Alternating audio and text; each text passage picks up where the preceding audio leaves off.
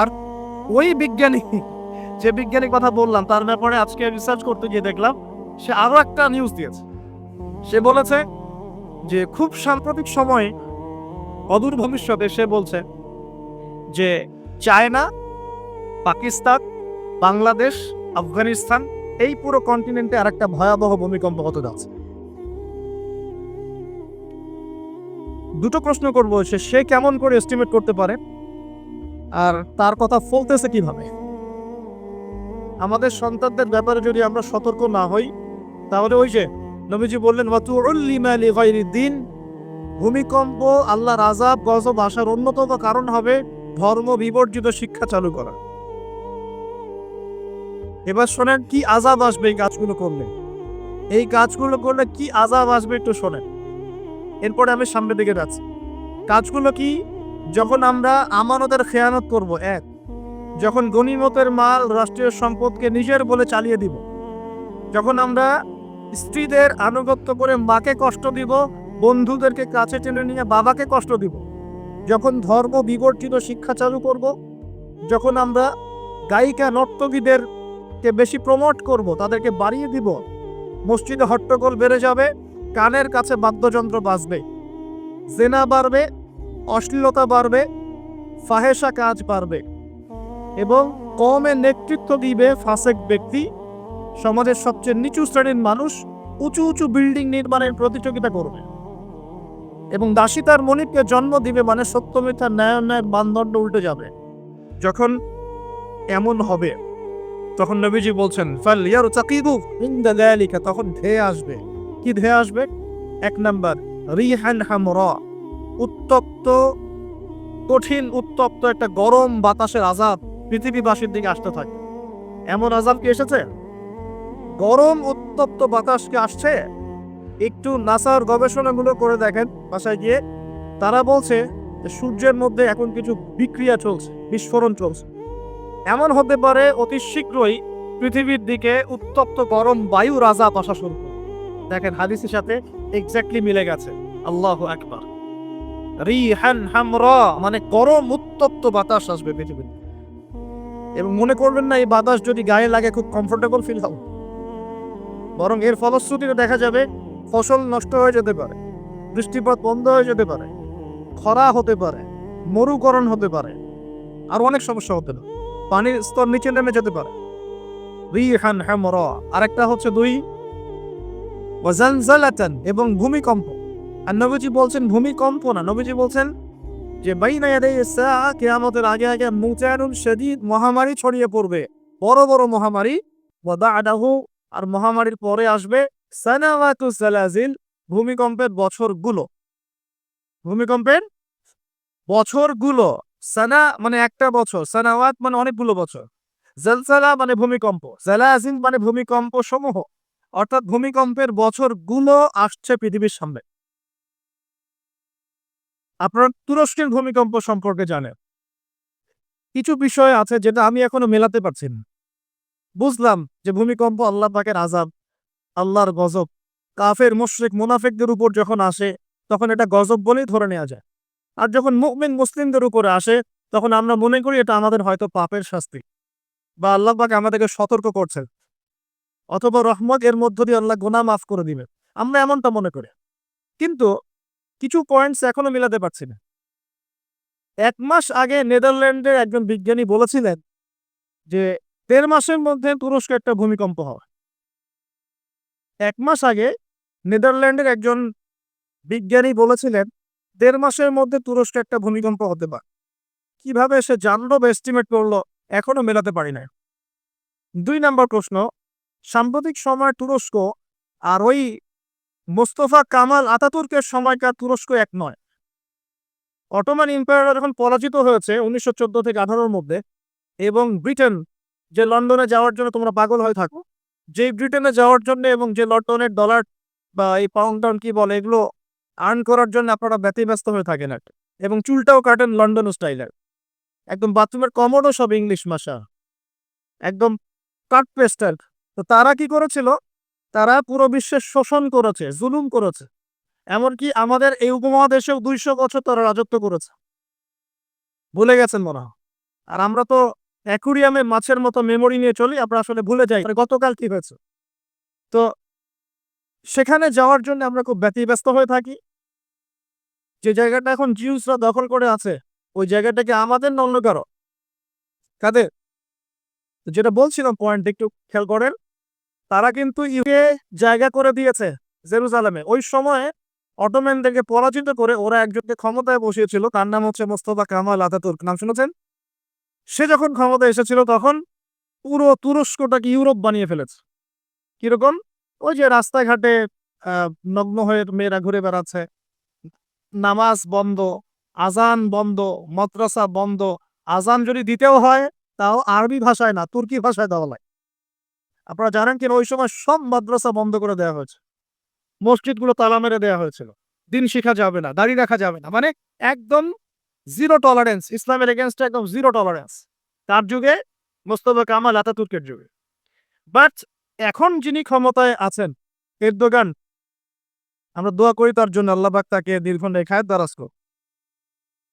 এই তুরস্ক কিন্তু আগের তুরস্কের মতো নয়। বিগত 15 থেকে 20 বছরে সে কিন্তু মাশাআল্লাহ ইসলামের কল্যাণে কাজ করার চেষ্টা করছে। আমরা জানি সে ন্যাটোর মধ্যে আছে, আমরা জানি রাশিয়ার সাথে তার একটা বন্ড আছে, আমরা জানি যে সিরিয়া ওয়ারের মধ্যে সে কিছু ভূমিকা রেখেছে। অনেক নেগেটিভ বিষয় আছে, এটা আপনি বলতে পারেন, ঠিক আছে, আমি মানি, বিকজ আমি ওয়ার্ল্ড অ্যাফেয়ার্সের একজন ছাত্র। কিন্তু এটাও আপনাকে দেখতে হবে যে কোন জায়গা থেকে তিনি তুরস্ককে টেনে নিয়ে কোন জায়গায় আসার চেষ্টা করেছে।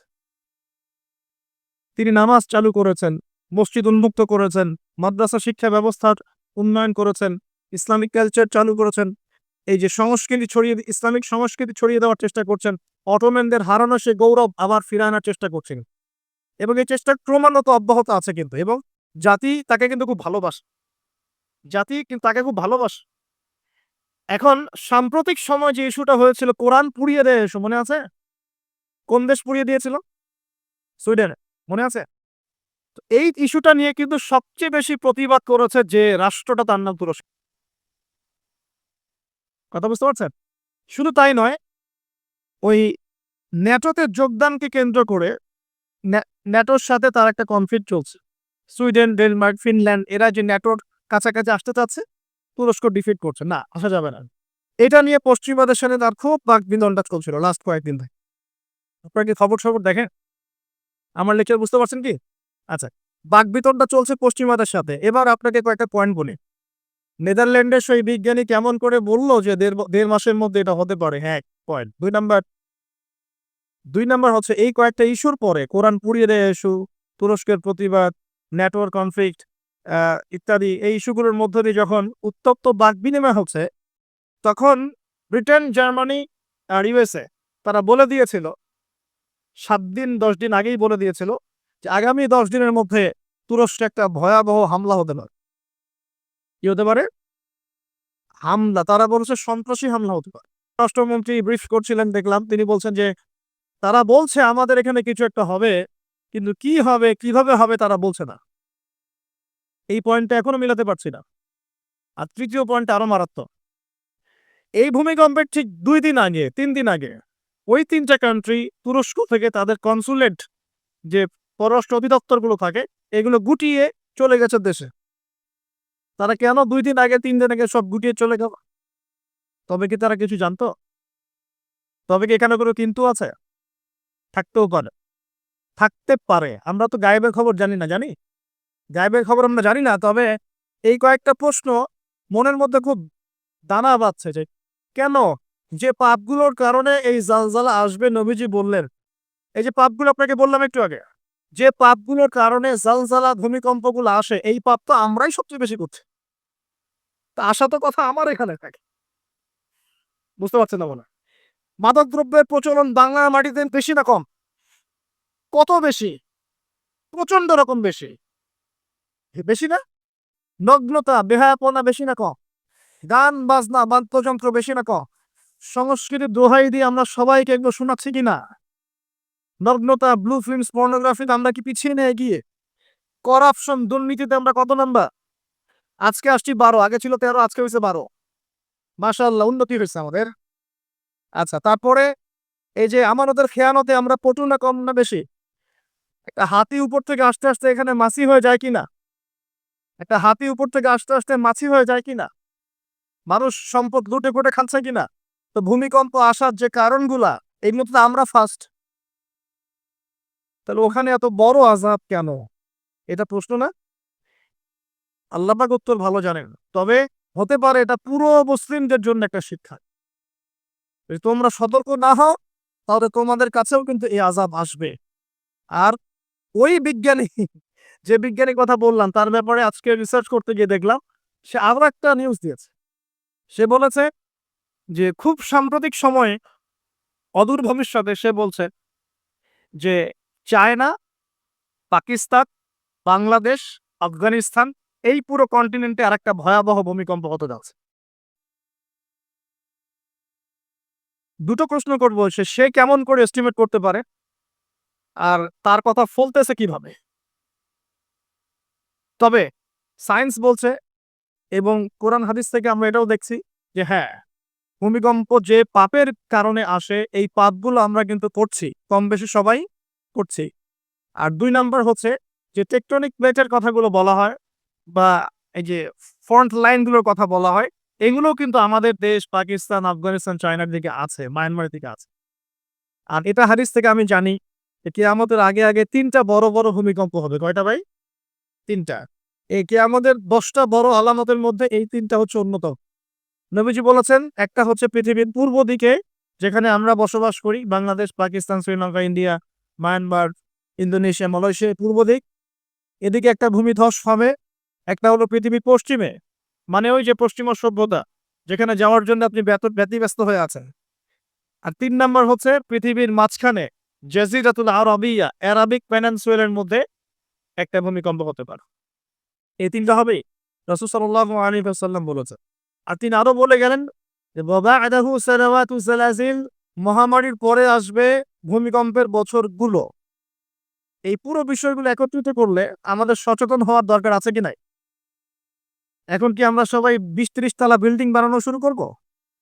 সচেতন মানে কি? আমরা কি আশ্রয় কেন্দ্র বেশি বেশি বানানো শুরু করব? আমরা আরো ওই যে কিছু কিছু সিমেন্টের অ্যাড দেখায়, এই সিমেন্টে বাড়ি বানালে ভূমিকম্পেও কাঁপবে না। এগুলো করব আমরা? নাকি সর্বপ্রথম কি প্রয়োজন? আধ্যাত্মিক পবিত্রতা প্রয়োজন, তাসকিয়া প্রয়োজন। আল্লাহ পাক আমাদের সবাইকে তওবা করে ফিরে আসার তৌফিক দান। একই সাথে পশ্চিমাদের সমস্ত ষড়যন্ত্রের ব্যাপারে চোখ কান খোলা রাখার তৌফিক দান। দুটোই দরকার আছে। আছে কি নাই? দুটোই দরকার আছে।